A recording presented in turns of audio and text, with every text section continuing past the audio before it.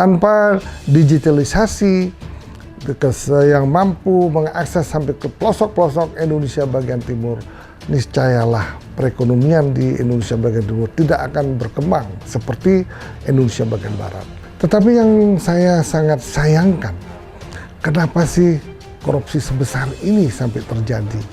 Sedangkan program ini adalah merupakan program masyarakat untuk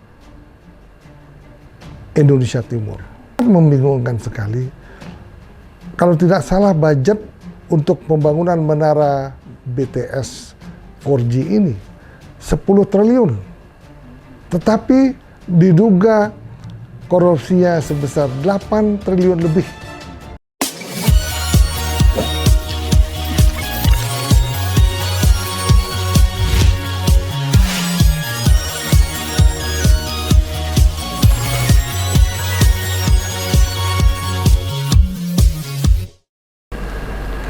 Halo semuanya, selamat sore. Kembali lagi bersama saya di channel Mister Puisi. Tepuk tangan. Kali ini kita akan kembali lagi membahas mengenai politik di Indonesia. Nah, saat ini kita mempunyai berita yang sedang hangat dan masih banyak dibicarakan. Sebelum itu tentunya saya tidak sendiri, saya ditemani dengan Mister Puisi. Halo Mister Puisi, bagaimana hari ini? Hari ini baik-baik saja. Kita harus membahas masalah-masalah politik dengan hati yang dingin, sehingga pembahasan dan analisa kita ini tidak justru membuat polemik, sehingga sebaiknya ya analisa ini memang harus betul-betul berpegangan kepada hal-hal kebenaran dan mengenai hal-hal ataupun informasi yang benar. Jadi kalau ada informasi yang kurang baik, ya tidak mungkin kita akan analisa. Sehingga politik di negeri kita ini selalu dalam keadaan baik. Sehingga negara kesatuan dan persatuan bangsa Indonesia kita tetap utuh. Tidak ada perceraian ataupun tidak ada cerai-berai di antara kita. Sehingga semua partai politik nantinya akan rukun kembali setelah ada pemilihan presiden yang akan datang. Gitu loh. Nah, teman-teman di rumah, jadi seperti biasa, channel Mister Puisi ini tidak memberikan informasi yang hoak dan yang pastinya kita tidak memihak siapapun dan juga selalu memberikan berita-berita yang positif. Nah, Menteri Komunikasi dan Informatika Johnny G. Plate mendapatkan dugaan korupsi atas proyek penyediaan BTS pelayanan 4G dengan jumlah 8 triliun.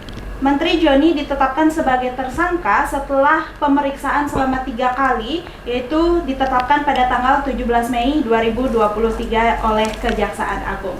Nah, untuk itu mari kita bahas bersama Mister Puisi. Nah, Mister Puisi mendengar berita tersebut, bagaimana pendapat Mister Puisi? Terima kasih atas pertanyaan yang baru saja dilontarkan oleh host kita, namanya Sri.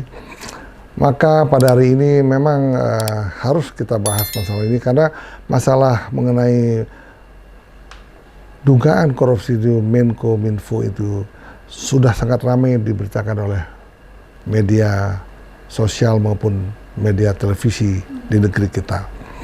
Kenapa demikian? Karena Bapak Johnny G. ini adalah sekjen daripada Nasdem sendiri. Kemudian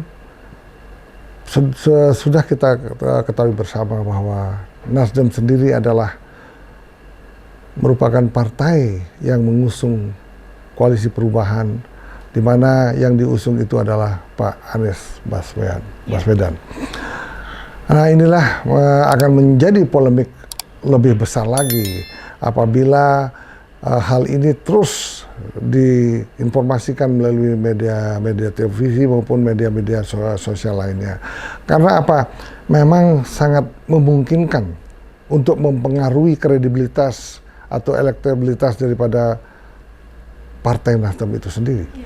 Karena kita ketahui bahwa Johnny G. Plate ini adalah sekjen yang sangat dekat dengan Bapak Surya Paloh itu sendiri.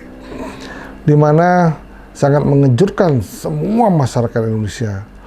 Sampai-sampai ada terjadi dugaan korupsi sebesar 8 triliun rupiah. Itu angka yang sangat fantastis. Lebih-lebih ini merupakan program nasional daripada pemerintah, merupakan program skala prioritas untuk bisa membantu masyarakat Indonesia di daerah timur untuk bisa mengakses internet, sehingga seluruh masyarakat di Indonesia bagian timur itu mampu membuat usaha-usaha kecil sampai usaha-usaha pariwisata. Karena apa? Jasa internet ini sangat dibutuhkan bagi bangsa dan rakyat Indonesia yang berada di pelosok-pelosok penjuru tanah air ini.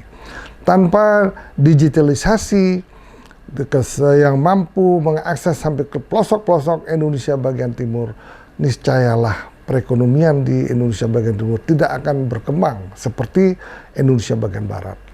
Itulah makna penting kenapa hal ini bisa sampai ribut dan ramai sekali diberitakan oleh media massa.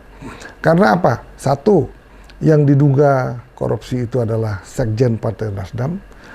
Yang kedua adalah Bapak Surya Paloh sendiri merupakan tokoh nasional yang sangat populer saat ini. Memang ada masalah-masalah perbedaan politik antara koalisi perubahan dan koalisi besar yang kemungkinan didukung oleh Bapak Jokowi itu sendiri. Itulah menyebabkan hal ini sangat ramai.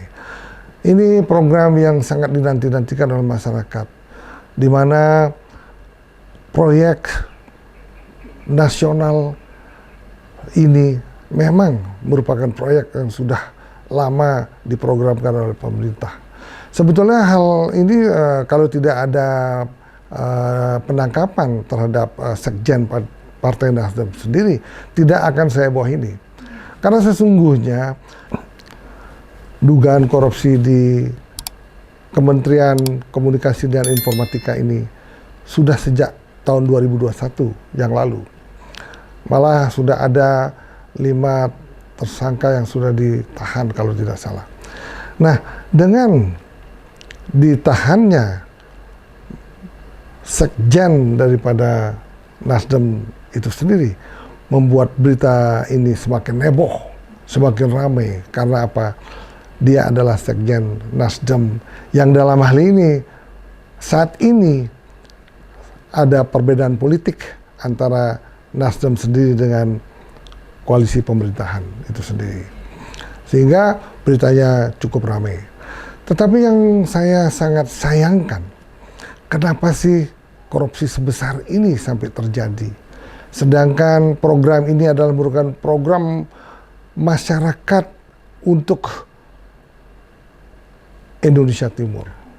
Ya, seperti yang kita ketahui bahwa infrastruktur di Indonesia bagian timur ini sangat kurang, dan inilah seharusnya tidak terjadi korupsi untuk masalah pembangunan menara BTS 4G. Kenapa demikian? Ya, kalau ini terhambat berarti perekonomian, perkembangan dan perekonomian mengenai terutama mengenai UMKM dan pariwisata di Indonesia bagian timur itu akan terhambat. Yang sangat membingungkan sekali, kalau tidak salah budget untuk pembangunan menara BTS 4G ini 10 triliun. Tetapi diduga korupsinya sebesar 8 triliun lebih. Coba bayangkan. 80% dikorupsi misalnya.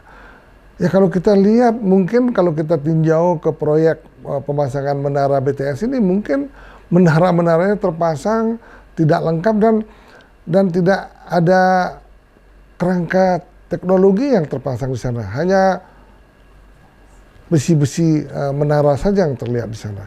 Karena apa? Karena 80% dari anggaran itu diduga dikorupsi. Nah, itulah menyebabkan kenapa sampai heboh seperti ini. itulah menyebabkan kita membahas kenapa harus terjadi hal ini di sektor yang sangat penting, di mana pemerintah sendiri ingin membantu masyarakat Indonesia bagian timur untuk memperbaiki kehidupan masyarakat di sana dengan menyediakan fasilitas menara 4G ini, sehingga seluruh masyarakat Indonesia bagian timur dapat memanfaatkan untuk bisa bekerja dan berbisnis dari jarak jauh, gitu loh. Nah, Mr. Puisi mengutip dari pembicaraan Mr. Puisi tadi, adanya perbedaan pendapat politik antara Partai Nasdem dengan pemerintah, Mr. Puisi. Nah, apakah hal tersebut yang menyebabkan adanya penangkapan ini, Mr. Puisi, atau faktor-faktor lain mungkin yang menyebabkan Menteri Komunikasi dan Informatika ini ditangkap? Menurut saya tidak ada hubungannya penangkapan daripada Sekjen Nasdem ini dengan politik yang sedang hangat-hangatnya, yang sedang terjadi di Indonesia ini. Ya, memang kita lihat bahwa saat ini sedang banyak orang membicarakan mengenai politik, karena pendaftaran Capres dan Cawapres mungkin dalam 4-5 bulan ini sudah dimulai. Kemudian pemilihan umum pun akan dilaksanakan Februari 2024 yang akan datang. Sehingga segala macam masalah selalu dihubung-hubungkan dengan politik. Tapi saya percaya dari Partai Nasdem sendiri, apa yang diutarakan oleh bendahara Nasdem, bahwa beliau mengatakan bahwa penangkapan daripada sekjennya itu murni mengenai masalah-masalah hukum dan jauh dari masalah-masalah politik. Nah, itu sangat appreciate sekali kita sebagai pendengar mendapat informasi seperti itu dari tokoh-tokoh Nasdem itu sendiri. Nah, karena memang kenyataannya bahwa korupsi di lingkungan Menteri Komunikasi dan Informatika ini memang benar-benar real korupsi.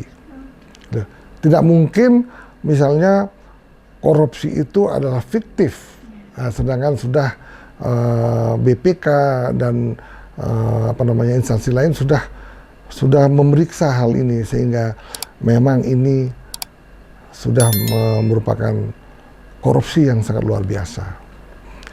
Nah, itulah yang menyebabkan Sekjen Partai Nasdem itu ditangkap karena dugaan korupsi untuk pembangunan menara 4G di lingkungan kementerian yang dia pimpin. Oke. Nah, Mr. Puisi mengingat adanya dugaan korupsi ini dan bahkan Menteri Komunikasi dan Informatika ini kan sudah ditetapkan menjadi tersangka semenjak 17 Mei kemarin. Nah, dan mengingat juga dulu Bapak Surya Paloh juga pernah mengucapkan sebuah janji, Mr. Puisi, bahwa partainya akan dibubarkan jika ada salah satu kadernya yang melakukan tindakan korupsi. Nah, apakah hal ini akan berdampak pada Partai Nasdem untuk selanjutnya, Mr. Puisi? Ya, kemungkinan sekali atas ucapan-ucapan yang pernah dilontarkan oleh Pak Surya Paloh itu berdampak sangat buruk untuk Partai Nasdem itu sendiri. Tetapi kita lihat kan Pak Sekjennya, Pak Joni G. Plate itu kan baru tersangka. Ya kan, artinya masih ada proses hukum selanjutnya. Sebetulnya bagaimana sih keputusan nantinya, apakah dia akan dipenjara ataupun tidak, itu adalah keputusan hakim yang akan menentukan apakah dia bersalah apa tidak bersalah. Ya, seperti yang dikatakan oleh Pak Surya Paloh sendiri, mereka menganut praduga tidak bersalah. Artinya masih menunggu keputusan daripada hakim sendiri apakah dia dinyatakan bersalah ataupun tidak gitu. Nah, untuk itu kiranya sangat menyayangkan sekali. Saya lihat ini Partai Nasdem ini sedang tumbuh berkembang segitu hebat ya. Kemudian mempunyai logistik cukup kuat sehingga berdirilah menara Nasdem yang cukup megah. Sehingga Nasdem ini sangat diperhitungkan oleh partai-partai lainnya. Nah, untuk itu kiranya Partai Nasdem ini akan mulai berbenah diri, sehingga elektabilitas partai itu tidak tergerus ke bawah. Kalau itu tergerus ke bawah, ratingnya tidak naik, kemudian elektabilitas calon daripada yang diusung, calon presiden yang diusung oleh koalisi perubahan, yang dalam ini adalah Partai Nasdem ini, juga pasti akan ikut turun ke bawah ratingnya.